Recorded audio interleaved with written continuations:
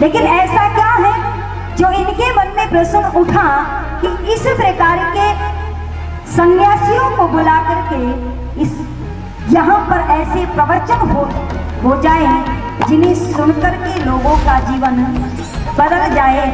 तो एक उदाहरण देकर के अपनी बात को मैं रखूं। आप सभी किसान बैठे हुए, अधिकतर लोग किसान होंगे, भले ही सर्विस भी करते हो लेकिन किसान फिर भी हैं।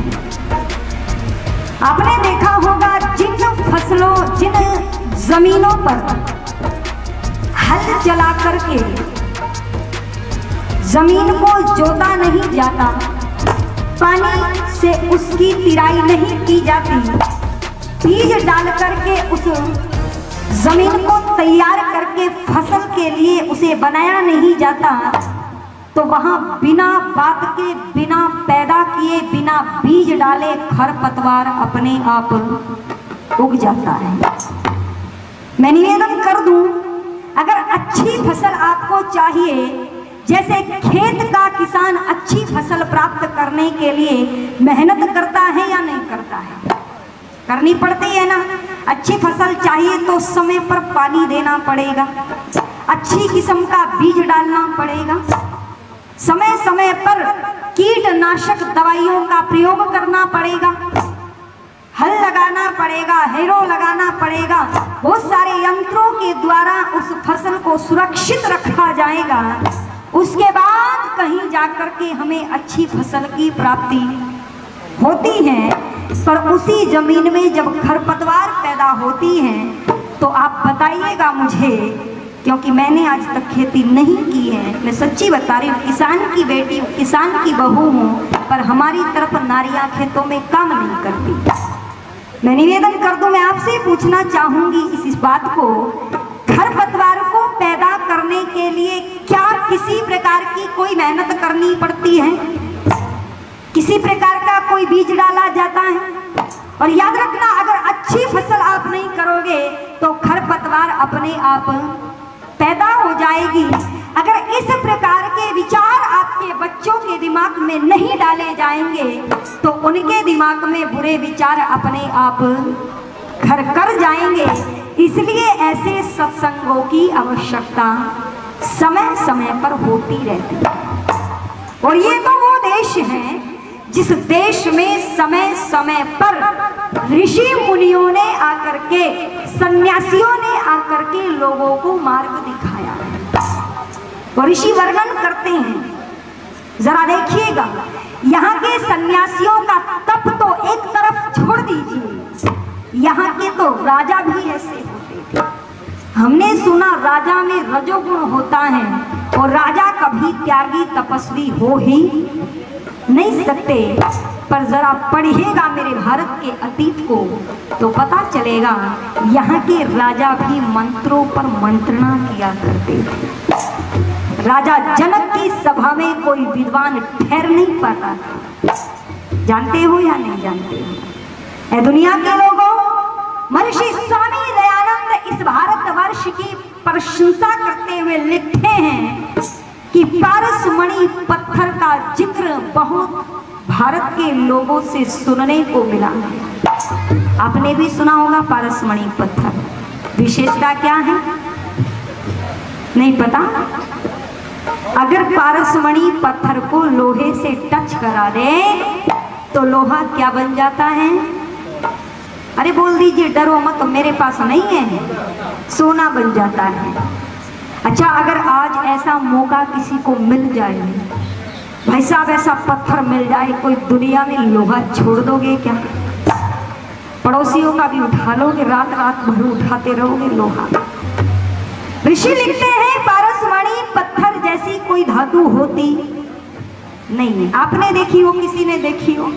नहीं होती। लेकिन पारसमणि ऋषि उपमा देकर के लिख रहे हैं कि पारसमणि यदि इस संसार पर कोई है तो वो अपने आप में मेरा भारत वर्ष है, मेरा भारत देश है, जिसके समीप विदेशी लोग लोहे के समान आकर के लगते हैं और कुंदन के समान यहाँ से चमक करके जाया करते हैं। और वो क्या है? जो लोहे से कुंदन बना देता है वो है हमारे संस्कार। संस्कार नाम ही ऐसा है कि जहाँ पर पड़ जाए वहाँ व्यक्तियों का जीवन बदल जाता है। और मैं निवेदन कर दूं, यहाँ तो घोषणा हुआ करती थी, मेरे देश का अतीत तो देखिए, यहाँ घोषणा होती थी। छांदोग्य उपनिषद में एक घटना का वर्णन आता है। महात्मा उद्यालक राजा अश्वपति के पास मंत्रणा करने के लिए आते हैं। पता चलता है यहाँ के राजा भी वेद के विद्वान होते थे। अब मंत्रणा करते करते दोपहर का भोजन का समय हो गया। राजा अश्वपति कहते हैं, महाराज इन विचारों का आदान प्रदान भोजन उपरांत हम करेंगे, अभी आप चल कर के भोजन ग्रहण कर लीजिए। बस इतना ही कहना था। महात्मा उद्यालक मुनि कहते हैं, राजा अश्वपति महाराज क्या कह रहे हो? मुनियों की संपत्ति उनका मन होता है। अरे जरा महात्मा उद्यालक के शब्दों पर ध्यान देना। मुनियों की संपत्ति उनका मन होता है और जैसा खाए अन्न वैसा बनता है मन। और हम राजा के महल में भोजन नहीं करेंगे क्योंकि राजा के राजकोष में धन जनता के कर से आता है और जनता पता नहीं कैसे कैसे धन को कमाती है। कोई शराब बेच कर के कमाता होगा, कोई जुआ खेल कर के कमाता होगा, कोई मांस बेच कर के कमाता होगा। और ऐसे कमाए हुए धन से हम भोजन को ग्रहण करेंगे तो हमारा मन दूषित हो जाएगा। जरा देखना, राजा के घर में भोजन भी ग्रहण नहीं करते थे संत। और आज 51 लाख रुपए संत जो खुद को कहते हैं नेताओं से लेते हैं। खुलासा हुआ, रामविलास शर्मा 51 लाख रुपए देकर के आए हैं। अच्छा बताओ फिर पतन होगा या नहीं होगा? यह महात्मा उद्यालक कह रहे हैं कि राजा के महल का भोजन भी मुनियों के लिए ताज्य है। संत राजा के घर में भोजन भी नहीं कर सकता, पर आज खुद को संत कहने वाले नेताओं के घरों से पैसा मांग करके जोड़ते हैं, तो कैसे देश उन्नति पर पहुंच जाएगा? मैं निवेदन कर दूं, बस इतनी ही बात कहनी थी। महात्मा उद्यालक का प्रश्न सुनकर के राजा अश्वपति कहते हैं, नहीं महाराज, मेरे राज्य की जनता शराब बेच करके धन नहीं कमाती। महाराज दोनों समय संध्या और यज्ञ करते हैं यहाँ के। तो महाराज एक बार जरा देख करके तो मेरे साथ चल करके तो देखिए। और कवि ने उन दोनों की वार्तालाप को शब्दों के माध्यम से पिरो करके रख दिया है। और जरा सुनिएगा मेरे देश के अतीत को, फिर वर्तमान भी सुनाऊंगी, पहले अतीत सुन लेते हैं। और क्या लिखा तो सुनिए। है भारत वालों पढ़ो खोल कर, भारत की बही पुरानी पन्ने पन्ने पर अंकित है गौरवमयी कहानी। भारत वालों पढ़ो खोल कर, भारत वालों पढ़ो खोल कर, भारत की बही पुरानी पन्ने पन्ने पर अंकित है गौरवमयी कहानी। भारत वालों पढ़ो खोल के, भारत की बही पुरानी पन्ने पन्ने पर अंकित है गौरवमयी कहानी रे भारत वालों बहनों खोल के। और क्या बताया?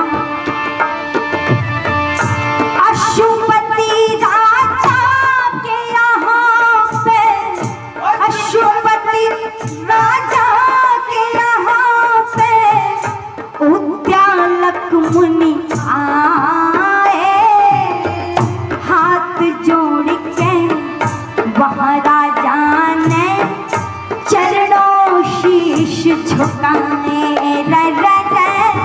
हाथ जोड़ के महाराजा ने चरणों शीश झुकाए। श्रद्धा और सम्मान सहित रे, श्रद्धा और सम्मान सहित हो जन के थाल मंगाए। राजा का अन्न ना खाते यूं मुनि ने वचन सुनाए। राजा का अन्न ना खाते यूं मुनि ने वचन सुनाए।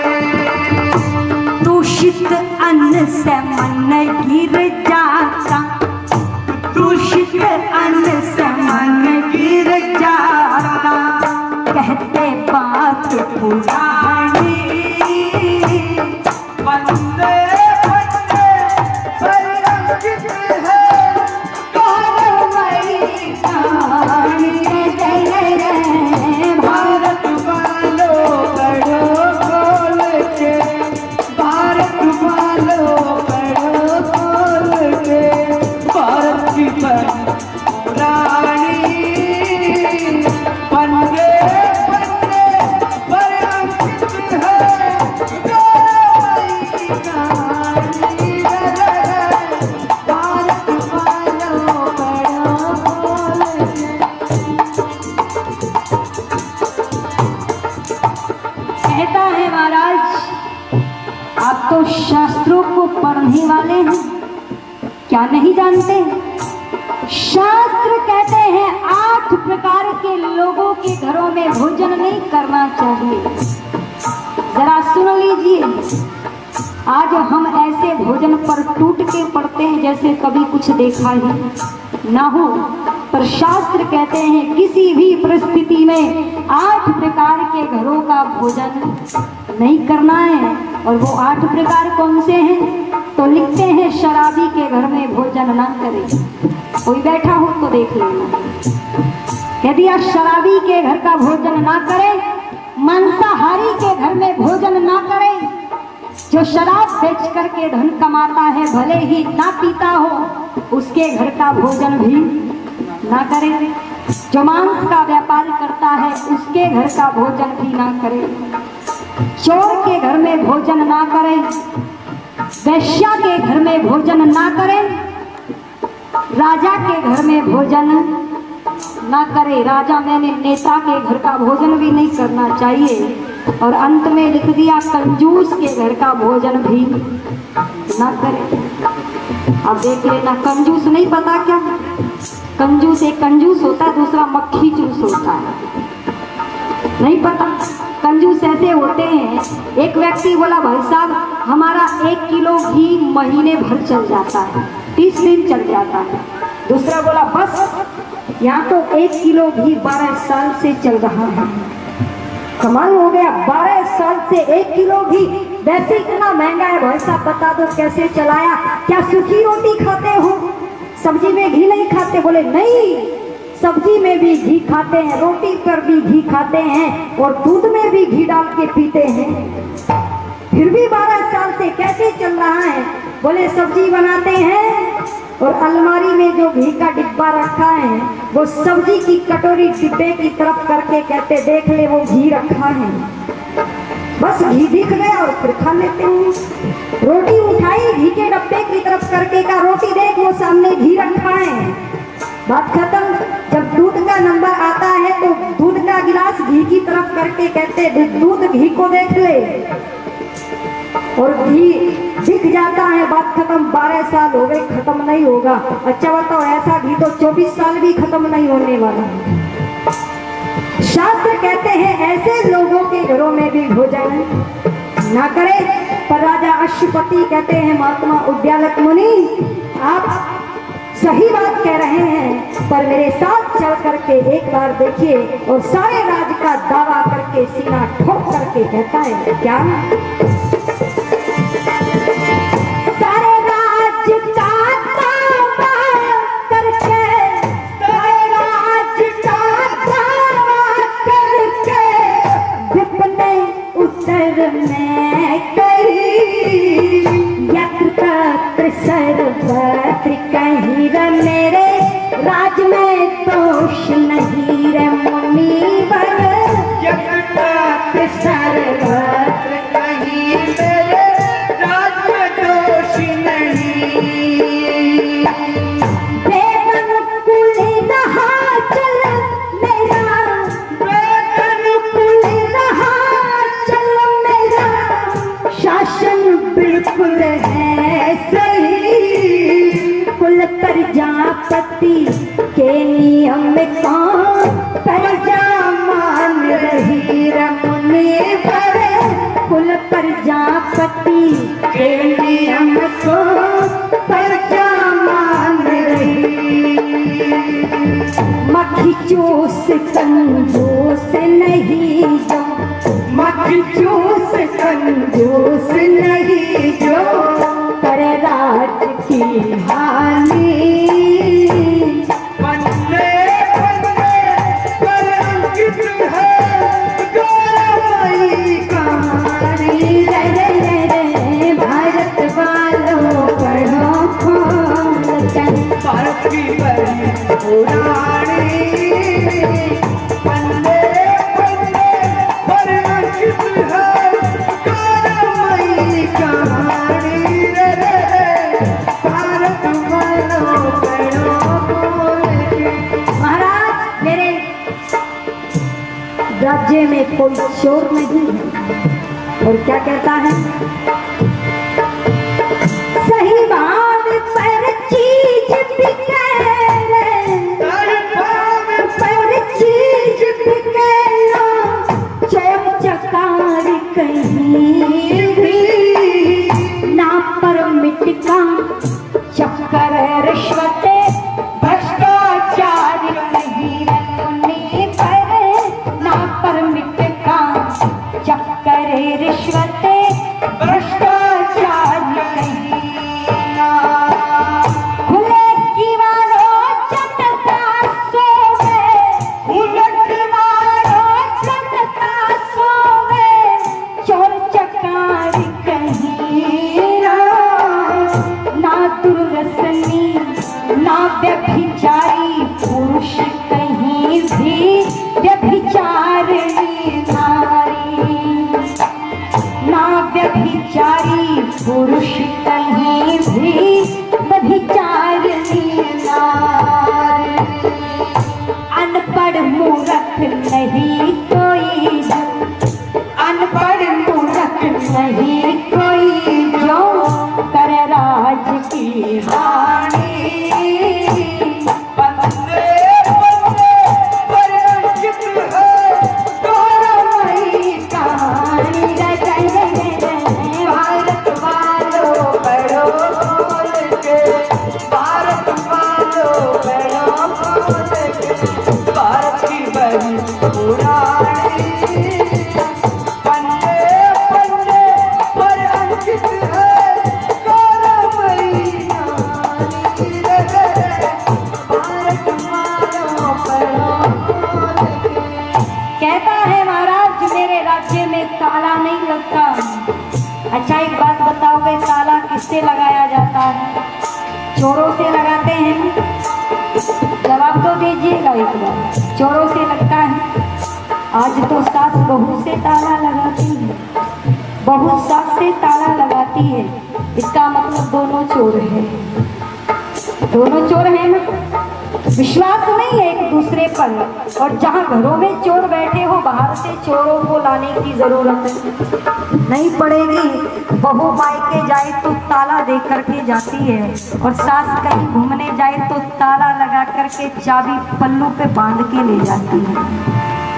पर राजा अश्वपति कहता है महाराज मेरे राज्य में ताला नहीं लगता। और जरा सुन लीजिए क्या कह रहा है। आप शराब बेचने की बात करते हैं, महाराज मेरे राज्य में शराबी नहीं, जुआरी नहीं, दुर्व्यसनी नहीं। और क्या कहता है,